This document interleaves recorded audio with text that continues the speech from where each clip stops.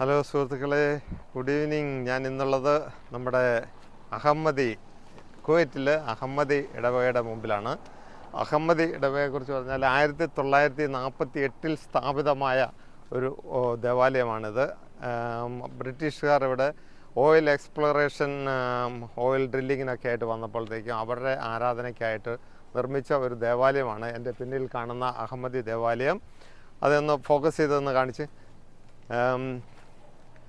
2023 അതിൻ്റെ 75 വർഷം ആഘോഷിക്കുകയുണ്ടായി ഈ ദേവാലയത്തിൻ്റെ. അപ്പോൾ അതിൻ്റെ ഒരു കാഴ്ചകളൊക്കെയാണ് ഞാൻ നിങ്ങൾക്ക് കാണിച്ചു തരുന്നത്.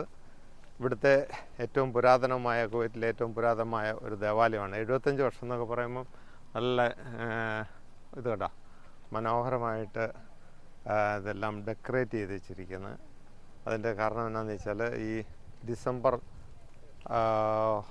മാസത്തിൽ, എല്ലാ വർഷവും ഡിസംബർ മാസത്തിൽ ഇവിടെ എല്ലാം അലങ്കരിക്കും. അത് പള്ളിയുടെ ക്രിസ്മസിനോടനുബന്ധിച്ച് പള്ളിയും ഒക്കെ അലങ്കരിക്കും. ഒപ്പം തന്നെ ഫെബ്രുവരി മാസം 25-26 ഇവിടുത്തെ നാഷണൽ ലിബറേഷൻ ഡേ പ്രമാണിച്ച് നമ്മുടെ KOC ഡെക്കറേറ്റ് ചെയ്ത് കൊടുക്കുന്നതാണ് ഇതെല്ലാം.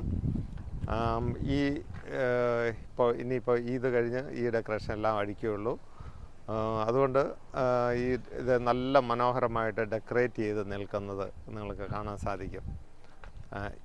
ഇതിൻ്റെ ഒരു പ്രത്യേകത, ഈ പള്ളിയുടെ പ്രത്യേകത എന്ന് വെച്ചാൽ ഇത് നിർമ്മിച്ചത് KOC, കുവൈറ്റ് ഓയിൽ കമ്പനിയാണ് നിർമ്മിച്ച് നൽകിയിരിക്കുന്നത്. ഒപ്പം തന്നെ ഇതിൻ്റെ നാളിതുവരെയുള്ള എല്ലാ മെയിൻ്റനൻസും അതിൻ്റെ ചിലവുകളും എല്ലാം നിർവഹിക്കുന്ന KOC ആണ്.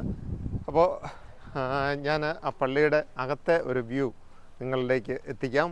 വാ, അതാണ് പള്ളിയുടെ മുൻഭാഗം. അവിടെ ഒരു മാതാവിൻ്റെ, അറബിയ മാതാവിൻ്റെ നാമത്തിലുള്ള ഒരു പള്ളിയാണിത്. വളരെയധികം അത്ഭുതങ്ങളൊക്കെ നടക്കുന്ന ഒരു പള്ളിയാണിത്. അറബിയ മാതാവിൻ്റെ ഒരു ഗ്രോട്ടോ, മാതാവിൻ്റെ ഒരു ഗ്രോട്ടോ ഇവിടെ സ്ഥാപിച്ചിട്ടുണ്ട് പള്ളിയുടെ മുമ്പിൽ തന്നെ. ഇനി പള്ളിയുടെ അകത്ത് അറേബ്യ മാതാവിൻ്റെ ഒരു ഗ്രോട്ടോ ഞാൻ നിങ്ങൾക്കായിട്ട് കാണിക്കാം. അത് വളരെ മനോഹരമായൊരു ഗ്രോട്ടോ.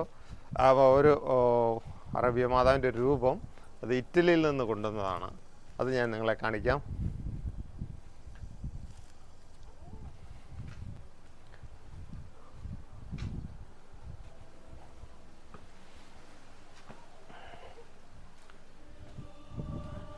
അകത്ത് പ്രാർത്ഥന നടക്കുന്നതുകൊണ്ട് അകത്തൊന്നും പറയാൻ സാധിക്കുകയില്ല.